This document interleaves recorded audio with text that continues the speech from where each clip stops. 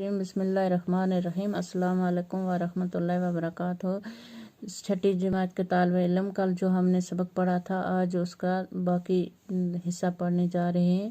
مہجور کی مقبولیت کا اندازہ اس سے لگایا جا سکتا ہے کہ ان کا کلام ان کی زندگی میں کلام مہجور کے نام سے 11 حصوں میں اور پیام مہجور کے نام سے 6 حصوں میں شائع ہوا۔ مہجور کشمیر کے پہلے شاعر ہیں جن کا کلام ان کی زندگی میں کئی بار شائع ہوا، یہاں تک کہ بعض حصے دیوناگری اور رومن رسم الخط میں بھی شائع ہوئے۔ ان کی بہت سی نظمیں کا ترجمہ انگریزی، ہندی اور اردو میں ہو چکا ہے۔ مہجور کشمیر کے پہلے شاعر ہیں جن پر ایک فیچر فلم اور ایک دستاویزی فلم بنائی گئی ہے۔ ان کے کلام گانے کی وجہ سے محمود شاعری بہت مشہور ہوئے۔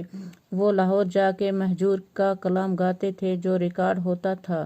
افسوس کہ اتنے بڑے اور مقبول شاعر نے ملازمت میں بڑی تکلیفیں اٹھائیں جن کا تذکرہ انہوں نے اپنے خطوط میں کیا ہے۔ وہ زبردست وطن پرست تھے اور انہیں وطن کی ایک ایک چیز سے محبت تھی۔ تاریخ اور ادبیات کشمیر کی ترتیب کے سلسلے میں وہ دہلی گئے اور وہاں کتب خانوں میں مطالعہ کرتے رہے، مختلف ادبی انجمنوں سے بھی وابستہ رہے،